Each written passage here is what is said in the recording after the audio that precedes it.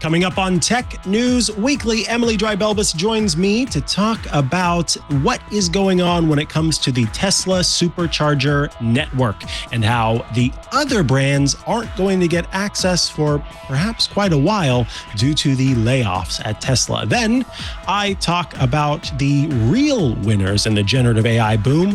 Turns out it's the consulting firms who are telling companies what they should be doing with generative AI.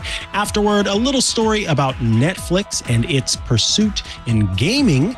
And we round things out with the senior writer at Wired, Kate Nibbs, who joins us to explain the Suno and Udio lawsuit brought forth by the RIAA. Stay tuned for a great episode of Tech News Weekly. Podcasts you love. From people you trust. This is TWiT. This is Tech News Weekly with Emily Dreibelbis and me, Mikah Sargent, episode 343, recorded Thursday, June 27th, 2024. RIAA sues Suno and Udio. Hello and welcome to Tech News Weekly, the show where every week we talk to and about the people making and breaking that tech news. I am one of your hosts, Mikah Sargent, and given that this is the fourth Thursday of the month, we are joined by Emily Dreibelbis of PC Mag. Welcome back to the show, Emily. Good at my last name. Say that again?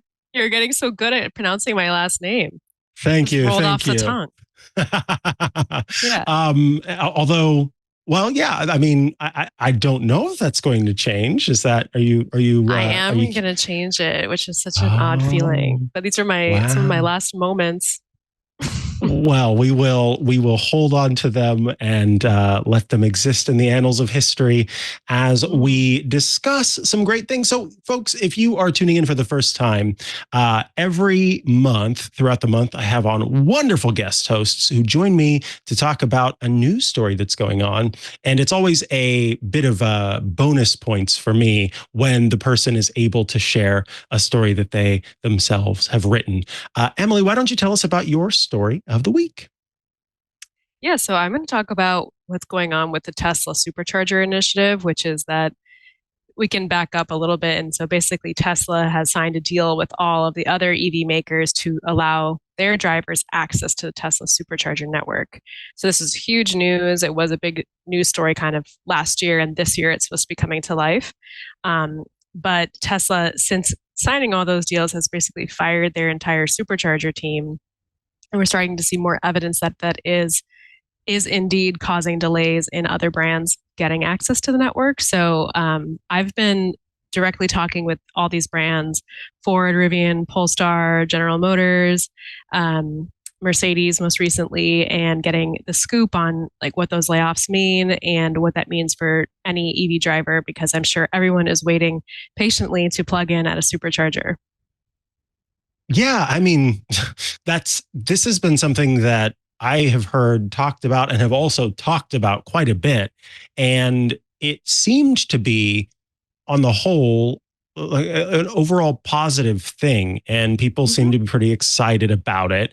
It certainly meant that you would have more charging options, which I know is very important, given the times when I have looked at some of the different charging options and saw people sort of waiting. I am curious. I know that there's a lot to talk about here, but how did Tesla owners feel about their pride and wonder of supercharging options being opened up to more people? Do you know about that? Did you get to see any reactions therein? Were they kind of like, ew, don't let them into our supercharger locations? I know we would love to think of them like characters like that, but I think I have seen a couple of people say that. I did write an article that a Tesla driver called the police on a Rivian that was plugged in at a supercharger, and that article kind of went viral. But I do think so far there hasn't been a huge change. Like I said, there's been a delay in getting other cars access, whether it's Ford and Rivian who already technically have access, but now there are delays on providing them adapters. So it's probably somewhat rare that Tesla owners are seeing other cars kind of taking up their stations. a couple issues. I mean, it could create more crowding, especially in popular areas.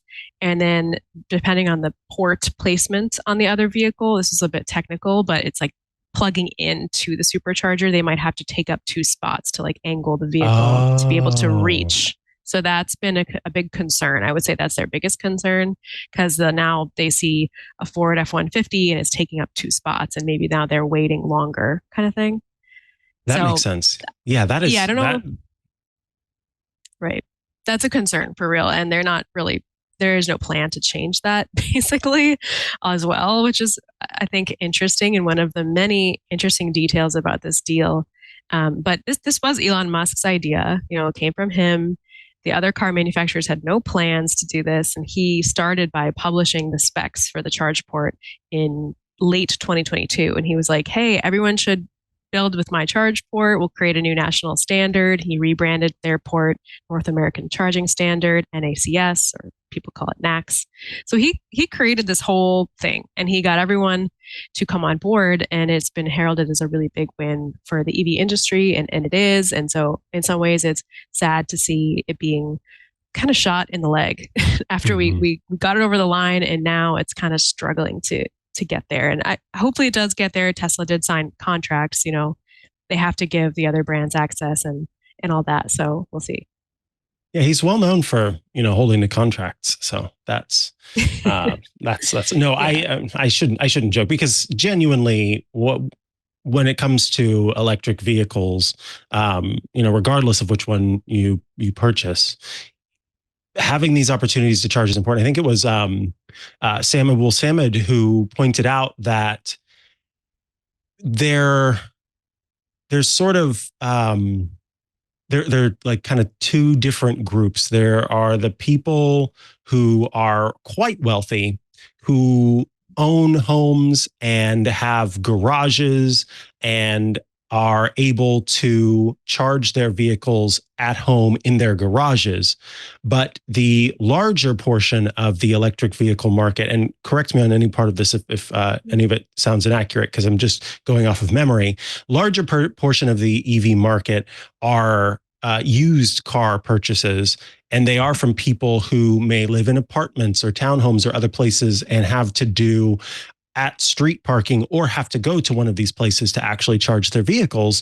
And so it is important that there's a place for people to charge their vehicles. Yes. And I going back to, sort of less about that character that I was taking on as the Tesla driver in the sense of like, ew, don't let them put their cooties here. I think more, is it not, if you're thinking about purchasing an electric vehicle, surely a person who's thinking about getting a Tesla is considering the supercharger network as part of the reason to make a purchase of a Tesla vehicle, knowing that they might have access to more than someone who doesn't have a Tesla vehicle. So does that not then change how much that factors into your decision to purchase a Tesla versus a different one? Yeah, I mean, it's Tesla's big brand advantage. So some people were like, wow, why would you give that up? Right? It's like Apple telling everyone, they can now use their products, kind of letting them into the ecosystem. To respond to what you said about used versus, rich people in their homes who charge in the garage, I would say the vast majority of EV drivers are actually people who are single homeowners who do charge at home. And the data is basically, and this is like what the manufacturers get from the cars, the data that comes from them, like 80 to 90% of EV charging happens at home. Oh, wow. So really it's kind of a suburban thing, if you think about it that way. And it's people are loving EVs in the suburbs. It's going great. It's really difficult in the city, where I've always lived in cities where, you may not have charging at your apartment building. It may be a rented unit. You don't have control over, how much you pay for electricity or split it with the tenants. You have to convince them to install a charger at home. There's tons of complexities in an apartment setting. And I was excited about the Supercharger initiative because I thought in Chicago, where I had all those issues, this would help me when I get test cars for work. Like I get Right. EVs for work and I'm like, I need to charge this thing. And I've had Teslas like sitting out on the street in Chicago and the range is just like plummeting in the cold weather. Oh. And I have to like drive through traffic to charge it somewhere. So when this happened, Ford reached out to me and they were like, "Oh, Emily, do you want to test this new supercharger thing? We'll ship you an adapter. We'll, send over a Mustang Mach-E to your apartment and you can go try it." And I was like, "Yes, absolutely. Let's go." And then I get in the Mach-E, I get the adapter, and then I pull up the app and none of the stations in Chicago were available to non-Teslas. Oh. And then I looked at the other cities in the US, none of them are available to non-Teslas. And if you really zoom into like the city limits on the map, on the Tesla map, you'll see that I think there's 7 or 8 in Chicago city limits, and they're all like grayed out on the Tesla map for like available to other brands. So for me, So where were they? Are there any?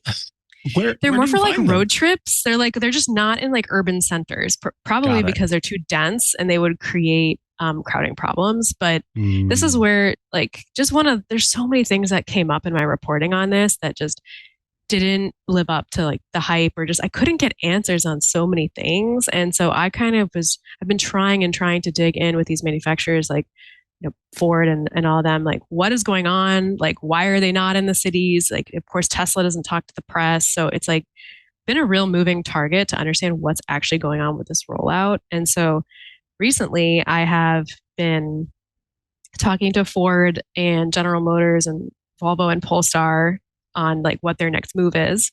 So Ford and Rivian, they have access. So they got it before the layoffs, like yay for them. Like last chopper out of Vietnam, they like got access. But now they're struggling with adapter distribution. So now there's a bunch of Ford drivers and Rivian drivers who are like, I ordered one a long time ago. When's my adapter coming? They're getting emails saying your adapter's delayed. And Jim Farley, who's the CEO of Ford, he did an interview like 3 weeks ago with Yahoo, and he said he texted Elon like, "Hey man, where are my adapters?" So that's like the level of like where business is being done, I guess, between these companies. So Ford and Rivian are like struggling on the adapter front. And then after them, GM, Volvo, and Polestar were supposed to get access in spring 2024. That's what the Tesla website said, coming spring 2024, General Motors, Volvo, Polestar. So as spring 2024 is approaching, I reach out to them like, "Hey, are you going to meet this deadline?" And Polestar was the only one who was just like, "Yeah, no, that's not happening." They were like, "Actually, it's just the summer now. Like we are missing that deadline." And I was like, "Oh, okay, that's news." So I like kind of broke that news. Volvo declined to comment, but Volvo and Polestar are like kind of co-owned or kind of under the same Geely company. It's a Chinese company. And so Volvo still hasn't spoken on this. General Motors told me they're not going to make spring 2024, but then I think some people internally saw my article, and then my phone was getting blown up. I was like on an airplane and my phone was getting blown up by people from GM. Basically, I had to change the article and like retract it. And then, okay, I'm like, yeah, there's like some drama here that I'm experiencing. It's been really fascinating. And so I'm like, okay, I changed the article. Okay. And then I'm like, well, let's see. Spring ends on June 21st. Like, we'll see if you get it by spring 2021 or 2024. And then as it rolls past, they did not get access. Their drivers can't charge at superchargers. Neither has Volvo, neither has Polestar. We knew about Polestar. So they're delayed. And I have been trying to get GM to tell me what's going on. And I had an off the record conversation with them, which I don't really want to like betray trust here, but it's off the record. Yeah. There are just some delays in like the way the two companies are working together and like the complexities of the project. And basically, I just don't think it's going like as fast as they expected. My own assumptions would be that, there's very few people on the team that are supposed to carry out this initiative. And I do know a lot of it has to do with software and like making everything compatible between the two companies, which sounds like a complicated project. I think it was very feasible when Ford and Rivian were getting access because that seemed to happen quite quickly. There was still a lot more of the team at that point. Is that why? Yeah. Yes. The whole team was there. Yeah. 500 people. Then they got axed. And then my guess, totally like spitballing, I used to, like I said, build technology at Amazon as a product manager, and I think they're probably pulling engineers from other teams and putting this in their like prioritization queue. Like, hey, all these tasks are to let GM get access. Like, can you do this? And now it's getting prioritized with like everything else happening at Tesla, and I think it's falling down because there's a huge push into AI and robotics now. Like that's what Musk wants to do. He's like totally overcharging. Very few people on that team. He all in on AI and robotics. So that's what's going on at Tesla. Now this lingering charging thing, which Elon Musk came up with, is just a thorn in his side, I guess. And we're still waiting for all the other brands to get access. So Mercedes is the next one in the queue. They're giving access in the order of which the brands agreed to do this with Tesla. So Mercedes is next. And Mercedes, I reached out to them earlier this week, I think, and they, to their credit, are the only car company that admitted to me on record that they think something is up and their access could be delayed. That's good that they're being honest, at least. Goodness gracious. I love the confidence, because with Ford and GM, I am having the toughest time. Like, what is going on? Like, who is providing the adapters? Like, is it Tesla's fault? Is it your fault? Like, they just will not budge. And Mercedes was just like, yeah, we're assessing like what this means for our business. And also Mercedes has some confidence, like they're a European brand, so this is not an issue in Europe. And then Mercedes is also working on building its own charging network. So they're kind of like, they're just like doing their own thing. And I love that they just stated the very obvious, that it's possible that these layoffs would affect the rollout, because I think we're seeing more and more evidence that they are. So that's what I got. It seems to be the truth for sure. That's what's happening. Yeah. The one thing that is unclear to me, what was/is the benefit to Tesla in any way for other cars to charge on Tesla's supercharger network? Do they get a lot of money out of that? They're going to charge other. Yeah, they're going to charge other brands more to power up at the stations. So they're going to make money. They're making a premium on that. And they're also going to try to drive supercharger subscriptions, which is like a certain amount of money per month that would give you the same rate as a Tesla. So they're making money. Maybe a brand play, but I've been seeing some like kind of Tesla fanboys are like, well, who cares if Tesla's delayed on giving them access? And some of their arguments are like, yeah, what's in it for Tesla? Like, why should they prioritize this? And I mean, like I said, Elon Musk came up with this whole thing. And so there's a matter of integrity and collaboration, and not acting as a lone wolf and kind of leaving a wake of destruction in your path. But also, this is contributing to their financials. And this was apparently something that was important. So it was their idea. I don't know. Well, I guess we have to just continue to wait and watch and see what happens, since you're only getting any clarity from one brand in particular, and the rest are just going. Right. It's been hard for me as a reporter, because it's like, I definitely think something is up, but if they don't go on record and they don't say like, oh yeah, it's because of the layoffs or this and that, I can't just say like, oh, I have a gut feeling and write an article on that. It's just, but finally I think I'm getting somewhere, especially with like Polestar, and especially that the spring 2024 deadline has passed and they didn't get access as I predicted. And then I got Mercedes to say, I didn't get them to, they readily offered the information that like, yeah, they're assessing if the layoffs will affect their plan. So I think I've proved my case, and I'm sticking to that, but it's taken like months. Wow. A lot. Yeah. It seems like it. And a lot of back and forth trying to figure out what the heck is going on. What the heck is going on, and what does it mean? Yes. And what does it mean? Well, we will continue to watch for your coverage of that as you attempt to figure out what the heck is going on. But let's take a quick break here so I can tell you about Zscaler, who are bringing you this episode of Tech News Weekly. Zscaler is the leader in cloud security.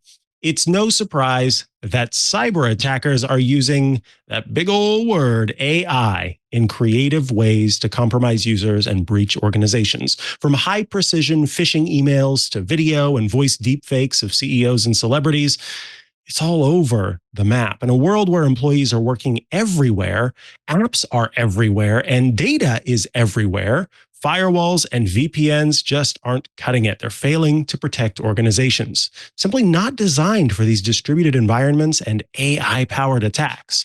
In fact, firewalls and VPNs have become the attack surface in many ways. In a security landscape where you must fight AI with AI, the best AI protection comes from having the best data. Zscaler has extended its zero trust architecture with powerful AI engines that are trained and tuned by 500 trillion daily signals. Zscaler's Zero Trust plus AI helps defeat AI attacks today by enabling you to automatically detect and block advanced threats, discover and classify sensitive data everywhere, generate user-to-app segmentation to limit lateral threat movement, and quantify risk, prioritize remediation, and generate board-ready reports. You can learn more about Zscaler's Zero Trust plus AI to prevent ransomware and other AI attacks while gaining the agility of the cloud. Experience your world secured.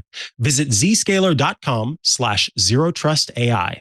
That's zscaler.com/zerotrustai. All right, we are back from the break, and that means it is time for my story of the week. This is a piece in the New York Times that I came across from Trip Mickle that is talking about what businesses are kind of most profiting, it seems, off of AI, off of artificial intelligence. And of course, you have, your main AI companies. You've got OpenAI, you've got Google, you've got Microsoft to an extent, although it's kind of part of what OpenAI is doing, and Anthropic and a few others. But while all of that is taking place, there's kind of a history repeating itself situation going on.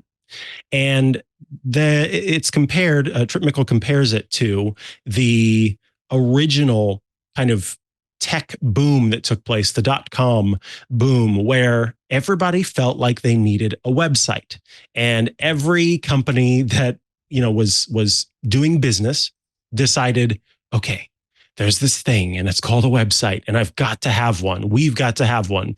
We've got to start selling our products online. I remember an episode of The Office where somebody started working at corporate and decided that Dunder Mifflin, the paper company, needed to have a website. And so you could go online and order paper online. Everybody was hopping into it because it needed to happen. Even if they didn't necessarily know why they needed a website, they just felt like they did. And the same thing seems to be happening with the generative AI craze. And so what's happening here is companies are saying, I don't know what I need to do, but I know I need to do something. So let me reach out to some consultants and have them tell us what we should be doing with AI. IBM is a company that has, according to Mickle, 160,000 consultants, and they have secured more than $1 billion in sales, sales commitments, I should say, related to generative AI. There are other companies that have also booked many, many millions of dollars in sales, and consultancy companies where even just a year prior, there was 0% of the business related to generative AI that has jumped up to 40%, 50%. Huge increase in AI consultancy. And it's interesting, I think, from my perspective as someone who has, and I'm sure you have too, seen generative AI making its way into all of these different apps and services that we use, seeing it pop up all over online. But I hadn't necessarily considered like bigger, less front of mind companies, the companies that are making parts and pieces for vehicles, or the companies that are responsible for, making the polarized lenses in sunglasses or whatever it happens to be. These kind of big companies that just kind of exist in the background and do what they do and do it well. I don't know, the companies that make the furniture for IKEA and that kind of thing. But them going, we need to get into the AI craze. We need to figure out what we can do. And instead of saying, here's a problem that can be solved, they go, tell us, consultant, what should we be doing with AI? And now I kind of wish I was an AI consultant, to be honest. But I wanted to hear your thoughts on this, particularly like, well, it's up to you if you want to go here. But I'm curious, like, have you heard about outside of course, AI being used to try and improve self-driving functionality in cars? Do you know how automotive manufacturers are using AI or thinking about using AI? Yeah, so a lot of them are integrating it into their voice assistants in the car. So Volkswagen just launched that yesterday. As we know, or I guess my personal opinion is that in-car voice assistants are horrendous. You just don't, they take away from actually focusing on the road. They don't understand what you're saying. So I've heard that they are integrating them and upgrading their voice assistants. And someone told me at CES that they tried Volkswagens and it was much improved. So that's good, as long as they're going to be in the car. In the article, I think it talked about what IBM or other companies are doing is creating custom AIs for their company. So let's say you're like a hotel company and you have customer service, and your customer service team, rather than having to like sift through all the policies, if somebody calls in with an issue, they can just ask the AI to like query their own database, basically, of policies and quickly surface the answer. So it's kind of creating like these internal Googles where you can just Google your own company, and then it also will just spit out the answer really quickly in like a text form. So really, I guess more appropriately, creating an internal chat GPT. So I think that sounds really helpful. I agree. That's something that I would, because I remember Microsoft, even before the AI craze, the generative AI craze had taken off, Microsoft had announced a cloud product that was similar to this without the generative AI sprinkles. And it was this idea that you have a company and your company has policies and procedures and other documentation, and you're hiring somebody, and they need to know, they're in this department, so they need to know about this, and this. You can sort of hook them up to this system that is aware of all of the necessary policies, procedures, documentation, but also how a manager may have over time made changes to the onboarding process. And it took all of that information and helped create an onboarding experience for that new employee. And then when the employee had a question about something specific, they could essentially do a search to find something and get the answer. And of course, that's been improved with Microsoft's partnership with OpenAI and its own artificial intelligence products. There was talk in the piece too about kind of a banking system. And with the banking system, you run the risk of customers being concerned about the hallucinations that are common in systems like ChatGPT, and figuring out how to create a chatbot, so to speak, that is also programmed with enough guardrails, and then also probably has, and it does in this case, human guardrails, such that you don't have mistakes and that your chatbot isn't suddenly suggesting that you make investments here or, pull investments there, because that's something that would obviously fly in the face of legal requirements. And that is where I think, this is where humans still have to be involved in the process, because I've yet to see any company, and I know, this is relatively new in the grand scheme of things, but I've yet to see any company figure out what all is necessary to avoid the potential hallucinations, or to figure out a way to make it so that if hallucinations present themselves, that they are dealt with right then, that they are labeled as hallucinations, or that they don't even come up to the end user. And we've seen, I think it was Google. Google and Microsoft both had some issues with their offerings in generative AI, but I think it was Google who talked very publicly about how they were retraining their system and putting in more guardrails. And that process is kind of a black box, and it seems very it's not as if it works every time, or that there's a kind of be all end all solution. So it's interesting seeing how humans need to be involved in this process to figure out how to make it work. And that kind of made me feel a little bit, I don't know, less concerned about the long history that I think, or the long future that we have with AI. At least as it stands, there's still a lot of human involvement that needs to take place for AI to be used in very particular industries and in very particular instances. Yeah, absolutely. For some reason, as you're talking, I'm just putting together like a parody film in my head of like consultants going to like bankers in New York, and they're all sitting around looking at each other, making, you know, $500,000 a year. And they're just like, all right, we got this new technology. It's going to fix everything, but it's hallucinating. So what are we going to do about it? If the technology is taking mushrooms, maybe we should take mushrooms. Oh my God. Get on the same level with it. And then they just go on this like drug trip and they solve like AI.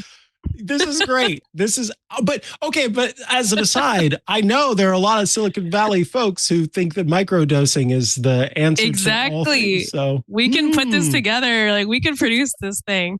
Because the thing that they quoted in the piece, IBM, which worked with McDonald's on AI-powered systems. It was a voice system. So you could go up and you could order food and drinks and whatever, and the AI system would sort of figure out what you were saying, I guess, and put it into the system.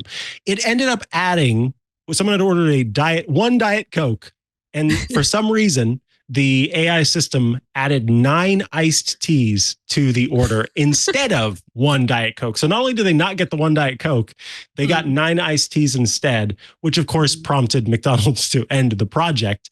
Good. But it made me go, what does that AI know that I don't know? Should I be drinking multiple iced teas per day? Right. Is it trying to say that that's better than a Diet Coke? Like, surely there's something going on there. And that is something that they actually point to in the piece, is that when these things happen, what they've found is that humans are more likely to feel comfortable with the system if there are links back to real, true information somewhere. And that has been my experience as well. If I've used a chatbot, I like for it to cite things that I can then go click to confirm to make sure that this does exist in history or whatever it happens to be, that it's not just, spouting nonsense. And so they talk about being able to track something back to its source. And that has helped in some ways, even for the consultants who are working on this, because they were able to find out that in this case, the AI wasn't hallucinating. It was pulling information from websites that were outdated. And so it was simply a matter of having the wrong information in the first place. It's complex though, isn't it? Like there's so much that's involved with this. And I was just thinking about this the other day, how much training takes place to get these AI systems to do what they do. And it makes me wonder, is at some point you put so much information into it that it just spouts utter nonsense? I just can't imagine after some point of just stuffing something with all of this information that it's like an information overload. There's no logic to what I'm saying. So it just really kind of boggles the mind. You know what I mean? Yeah, you want to keep it a little bit stupid. Yeah. you don't want it to exit Plato's cave and know everything. It's got to stay down. If your job is like customer service for this one hotel chain, you better stay there. You better not be talking about like business strategy for hotels. You got to stay in your lane. Stay in your lane. That's exactly. Stay in your lane and don't know all the previous iterations of the customer service policy. You just talk about that one policy. So you want to put, some bounds around it, maybe some control over the AI. Yes, very much for that.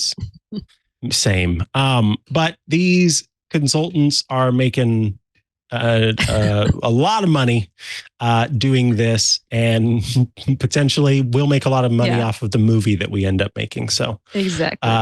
That'll be great. Emily, I want to thank you so much for taking the time to join me today on Tech News Weekly. Always a pleasure to have you here, and looking forward to talking to you again. But until then, I wish you all the best. And if folks would like to get to stay up to date with what you're doing, where should they go to do that? Yeah, so you can follow me. I think Twitter is a good place, or X as we call it. My handle is electric_humans. That's because I write a lot about EVs and kind of the effect that they have on society. I also cover AI and lots of other topics. So yeah, electric_humans. I have a TikTok. It's kind of cringy, so you can check that out too. Same handle. Nice. All right. Thank you so much, and we'll see you again soon. Thank you. See you in a month.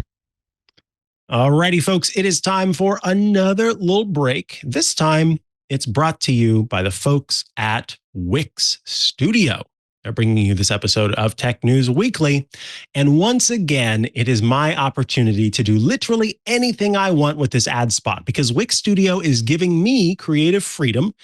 That's exactly what they do with their platform whenever it comes to web designers. Give them creative freedom. So I decided for today's creative freedom, maybe I'd go about writing haiku. For folks who might not be familiar, haiku is a 5-7-5 poem. It's 5 syllables, 7 syllables, 5 syllables. And it's sort of a structured requirement that makes you really narrow in on what you're looking for. So let's see. Creativity. That's 5 syllables. Okay. Creativity is as easy as writing. Is as easy as writing. That's 7. Is as easy as writing. This haiku poem. Yeah, that's 5. This haiku poem. Creativity is as easy as writing this haiku poem. There is my moment of creative freedom. If you would like full creative freedom yourself, you can build your next project on Wix Studio, the platform for agencies and enterprises. Honestly, that was fun. Creative freedom is so great. Go to wix.com/studio or click on the link on the show page to find out more. Thanks so much to Wix Studio for sponsoring this week's episode of Tech News Weekly. All right, back from the break, and I have a little story of the week for you. I want to talk about something that's going on at Netflix. And Netflix, of course, has long been the streaming media platform. Before that, it was the way you got movies in the mail.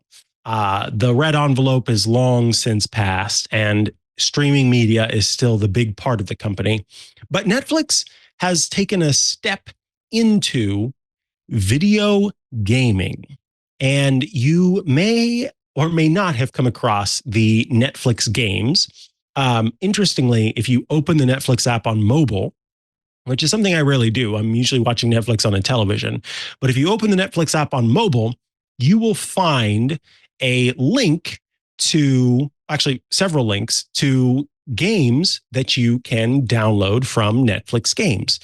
These links, upon tapping on them, will pop you into the App Store where you can download the game. So they are available separately. They're not in the Netflix app itself, which is something important to understand. Netflix is mostly a game distributor slash publisher right now, but it is also getting into game development. It has done a few titles in-house. It's been about 3 years since the company first said, look, we're getting into gaming, and has, according to this article from the Washington Post's Gene Park, has learned quite a bit about what comes to making successful games. So Netflix says that the things they've learned include working with recognizable intellectual property. So you can imagine that if there's a television show or a movie or some other kind of content out there, then creating a game around that is automatically going to kind of push that game forward, going to be more interesting to people, of more interest to people. On top of that, it also has figured out that Netflix's own content is something that is kind of marketable. So it has, it has different shows, including Netflix's Too Hot to Handle. And so it's created a narrative game that is a little bit like the reality dating show. And then last but not least, mobile gamers seem to like what they call quote unquote snackable entertainment. So you hop in, you play a little bit, you hop out. It's not necessarily something that you have to stick around playing for hours and hours and hours, unlike some of the other video gaming experiences out there. Now, Netflix doesn't talk about how much money, or rather how many players it has, but it does talk about the kind of overall downloads. And apparently Netflix games in 2023 were downloaded about 81 million times across both the Apple App Store and the Google Play Store. So quite a few people out there at least downloading the titles. Again, upon announcing it a few years ago, Netflix has continued to add more and more games to its offerings, including Grand Theft Auto, Oxenfree, as well as Hades and Dead Cells. But as time has gone on, the company has kind of narrowed in on something that I think is rather admirable. And it was something that I wasn't necessarily expecting from, a big company like Netflix that has such a focus on these huge shows that are supposed to sort of move the needle when it comes to people tuning in.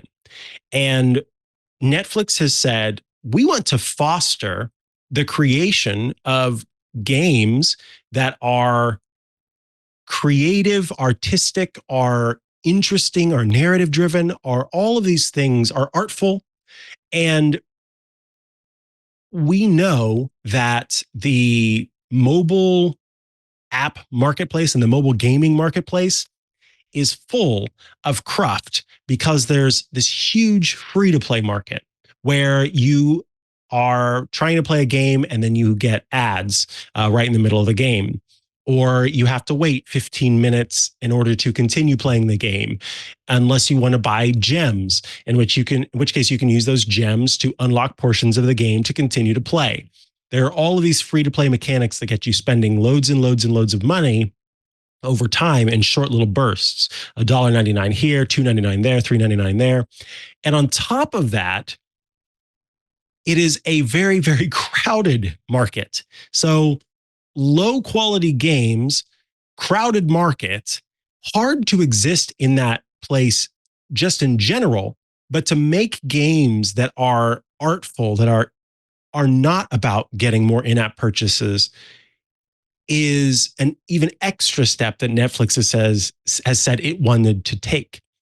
And so they've created this environment where they can exist and create and publish these narrative-driven games without having to worry about existing in that marketplace. They say, When we talk about not having ads or in-app purchases in our games, that's great for our members, but it's also awesome for our developers because the free-to-play market can be really challenging now. It's not easy to compete in that space, so working with Netflix, our developers get to focus on the creativity of the game. This is a lot like Apple Arcade, a very similar experience. With Apple Arcade, Apple offers for a month-to-month subscription access to a catalog of games that by their nature are ad-free, do not have free-to-play mechanics, and do not feature a bunch of cruft that gets in the way of just being able to play the game. There are also some other regulations like or requirements, I should say, like the ability for the game to be played offline. That is very similar to what Netflix appears to be offering here. There's a studio that the Washington Post talks about called Wonderstorm that is in part responsible for the show on Netflix, the animated series called The Dragon Prince. And what they did was they launched The Dragon Prince, the animated show, and at the same time started working on a game called The Dragon Prince Zadia. I'm not sure which one it is, and gave those developers the opportunity to create this game at the same time that they were working on the animated show. And it was kind of cool hearing, and I don't want to go into too much depth because I want you all to go read the piece, but it was kind of cool hearing about how the games studio portion of the company and the animation studio portion of the company worked together and how each one informed the other. And so you have these moments where you are kind of changing the story of the show because it was shaped by how the game mechanics were going to be made. And I really like the idea of having this kind of wide swath of available experiences that, if you get really into a series, now you can play the game that goes along with the series, and you can find the graphic novels that tell more stories about individual characters. And you can, buy the necklace that the main character wears throughout the show. And we're seeing that with other places as well, as the Washington Post points out, including HBO's The Last of Us and Prime Video's awesome series Fallout. Very popular, and they are not cannibalizing each other, but instead are pumping each other up. So people look at the one thing and then they want to play the game, or they play the game and they want to watch the show. And I love that idea that it's kind of all working together, as opposed to, you release 3 products and people buy this product, so the other 2 products don't get attention, or people buy this product and those other 2 products don't get attention. There's not that cannibalizing that's taking place. So go read the piece in the Washington Post called "What Netflix Has Learned from Its Push into Video Games."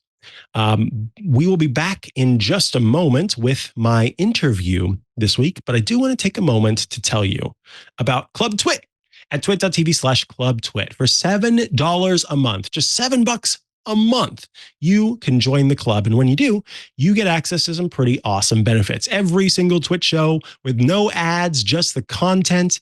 You also gain access to the TWiT Plus bonus feed that has extra stuff you won't find anywhere else, behind the scenes, before the show, after the show. Special Club TWiT events get published there. It's basically a huge back catalog of stuff and stuff that gets published regularly, even now, all there. As well as access to the members-only Discord server, a fun place to go to chat with your fellow Club TWiT members and those of us here at TWiT. And if that wasn't enough, you also get access to the video versions of our Club TWiT shows, including Hands on Mac, Hands on Windows, iOS Today, just to name a few. By going to twit.tv/clubtwit and paying $7 a month or more, we give you the option. And actually, I just saw just the other day, 2 people said, I doubled what I'm paying, and we thank you for that. So they decided to pay $14 a month. Every little bit helps, and you get that warm, fuzzy feeling knowing that you're helping support what we do here at TWiT. For those of you who watch many of our shows here on TWiT, you may be familiar with a company or two that I'm going to mention today called Suno and Udio. Because we have featured both of these websites and services on our shows at times, showing off the ability of AI to generate music and in some cases music. Unfortunately, when it comes to that, there have been some discoveries, maybe by US record labels, who are accusing Suno and Udio of copyright infringement. Joining us to kind of dig into this and help us understand what's going on here is senior writer at Wired, Kate Nibbs. Welcome to the show, Kate. Hey, thanks for having me. It is a pleasure to have you join us. So, yeah, I've got some questions here for you, and I was hoping that you could start by explaining how AI music generators like Suno and Udio actually work, and then what specific practices therein seem to have led to the copyright infringement claims. Absolutely. So Suno and Udio both work in similar ways. They allow users, you just type in a prompt, you could say, sing me a jazzy song about the 1996 Bulls, or, give me a Christmas song that sounds like seagulls are chirping it or something. You can do anything that you want. And these tools will produce a shockingly polished tune for you with lyrics if you want them and music. And they've really taken off since they debuted just because they're very simple for people to use. You just type whatever comes to mind and you have a song within a matter of minutes, and there's sort of a magical quality to them. And the way that they work is similar to the way that other generative AI tools work, like text or image generators. They're trained on vast amounts of data and basically taught to predict or estimate what the most appropriate thing to create would be based on prompts. We don't know exactly what they were trained on. They've been a little vague when they're talking about their training data. And so there have been lots of suspicions circling these companies basically since they debuted that they had been trained on a vast trove of copyrighted songs. And now we have the record labels accusing them of being trained on vast troves of copyrighted songs. Yeah, and in fact, that's kind of what I hope you can kind of tell us about is, especially because there's a lot of legalese involved always. What are the main allegations that have been made by these music labels against Suno and Udio in these copyright infringement lawsuits? Because it's from the sort of macro perspective, it is not as if these Suno and Udio places are putting out music into, Apple Music and Spotify and making money off of them that way, and sort of making the new Justin Bieber hit, but instead are seemingly being used to make random music about seagulls chirping Christmas tunes. So what are the music labels saying when it comes to the copyright infringement? So the music labels are making similar claims against both Suno and Udio, as you mentioned. They are worried that, there might not be that many hits on the radio right now that are using these tools, but they're assuming that they will be using them in the future. We've already seen a track called BBL Drizzy that was made using Udio.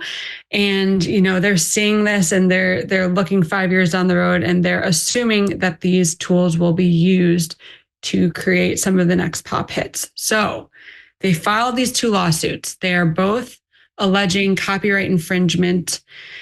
And they are, interestingly, the crux of these lawsuits is that the labels are alleging that training the tools was infringing. The lawsuits provide a lot of different examples that they're using as evidence where they've managed to prompt the music generators to make a song that sounds like another song. So, for instance, in the Suno lawsuit, they talk about how they prompted Suno to make a song that was suspiciously similar to Chuck Berry's Johnny B. Good. And they even showed you the lyrics and the musical notes as evidence. But they're not actually trying to prove in court that that and other examples were infringing.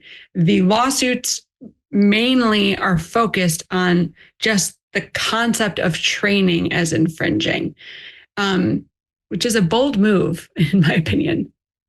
Yeah, and that is kind of, I mean, that is the larger conversation that seems to be taking place across all of this. It's a conversation that comes up on a lot of our shows as we talk about AI, and we talk about the right to read, which is this idea that, you know, we as humans have the right to go online and look at a New York Times piece.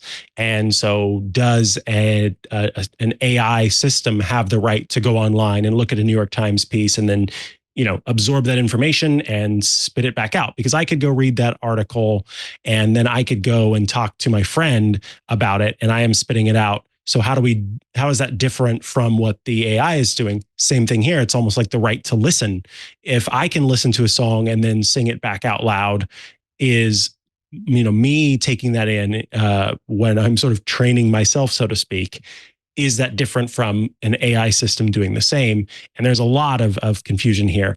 I said I wasn't going to ask you kind of off-topic questions, but it's on topic. But you said something, BBL something. So can you tell? I didn't know that there was this. I didn't know. I had heard a little bit about this, but for our listeners, is this a song that is popular like on TikTok? Where was the song cropping up that it's suddenly gotten some attention? Okay, I'm going to explain the song, but you have to remember that I'm a 37-year-old mom in the Midwest, so I don't have my finger on the pulse of youth culture. So forgive me. I know that it's really popular on TikTok, but you can listen to it on Spotify. It was made by a comedian. I think his name is King Melonius, but people can fact check me. It really took off when Metro Boomin, the producer, remixed it. And yeah, people are like listening. People love this song. And it is, I don't know if the name will clue listeners in, but it's a diss track about Drake. And it's sort of leaning into the popularity of diss tracks about Drake, because of like Not Like Us and all the Kendrick Lamar stuff. It's sort of building upon that. But yeah, it's like totally made with Udio. First of all, I want to say you did a fantastic job explaining that. So that was wonderful. And yeah, folks can find that track also available on Apple Music. I love that the genre of it is definitely comedy.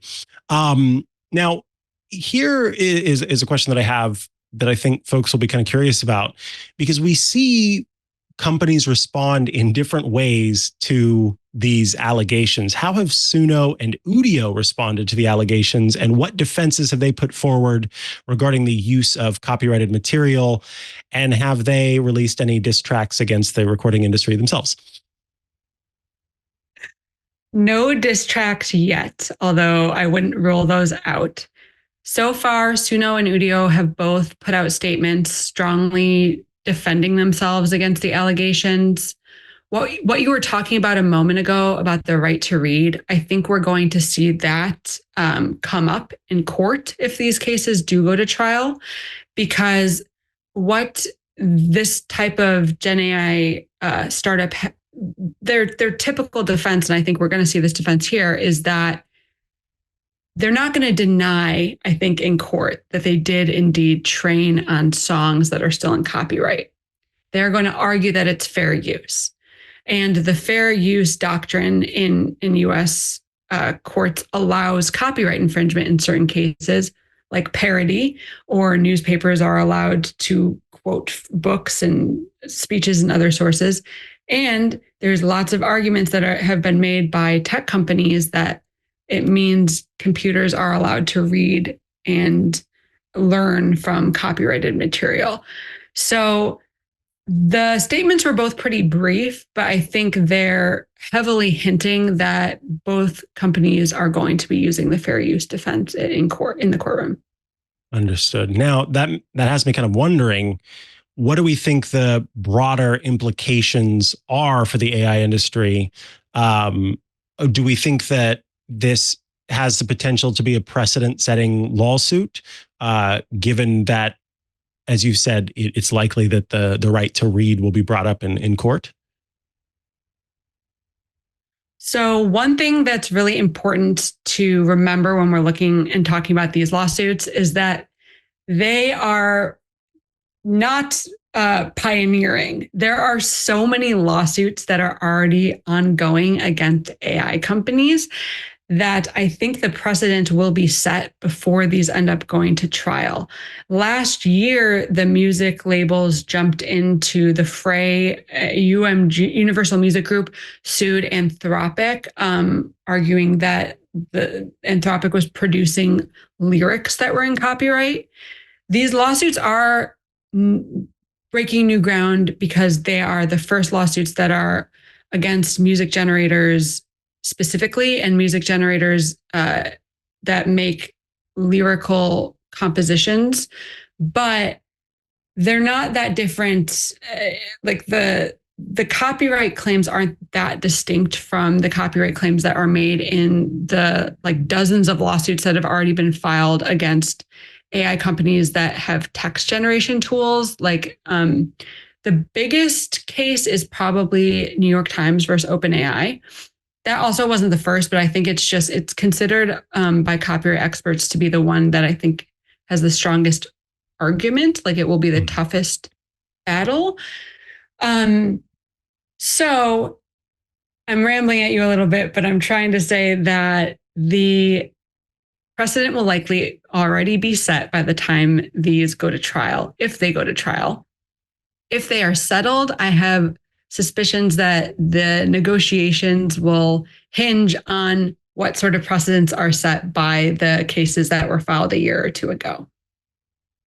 The other question I have is, do we think that this will have any impact on the way that the music industry itself makes use of AI in music production? Because we've got this new craze, which is generative AI, but for a long time, there have been a number of tools that are a form of artificial intelligence to clean up audio tracks, to change pitches, to add reverb in a way that makes it seem like it's coming from an actual, hardware device. There are all of these tools that are there that do use artificial intelligence in some way and have, in effect, been trained in some way to be able to produce the effects that they are trying to produce.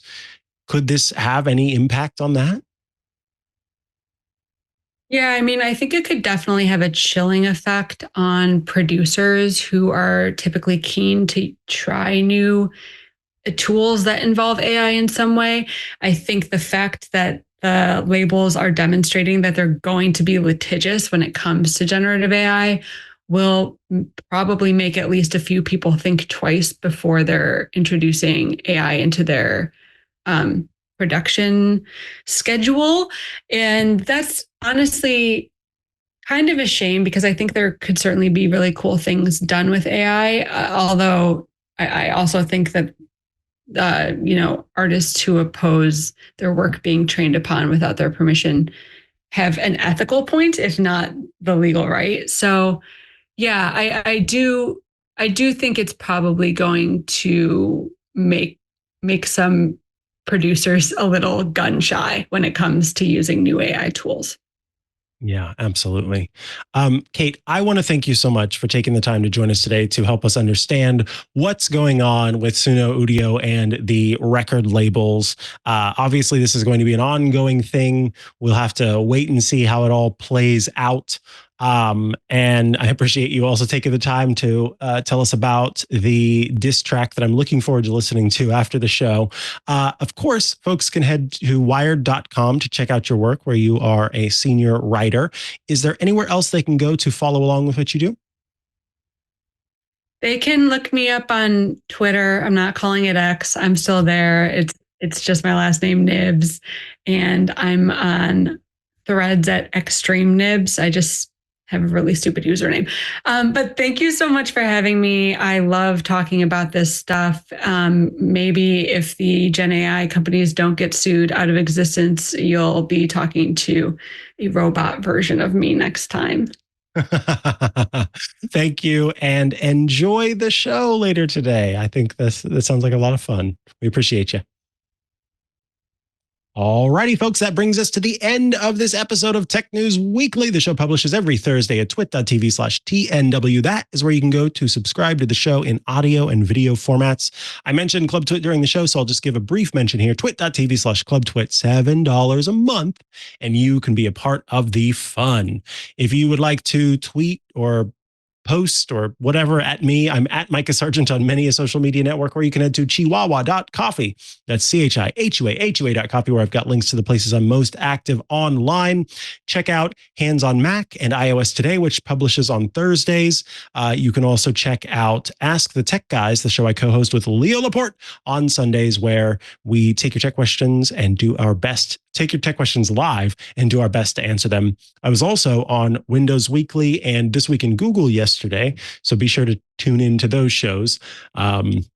Very interesting things happened in Twig, and it was a good time. So please consider watching those episodes and subscribing to those shows as well. Thank you all for being here with me, and I will see you again, not next Thursday, because it is July 4th, but the Thursday following. Bye-bye.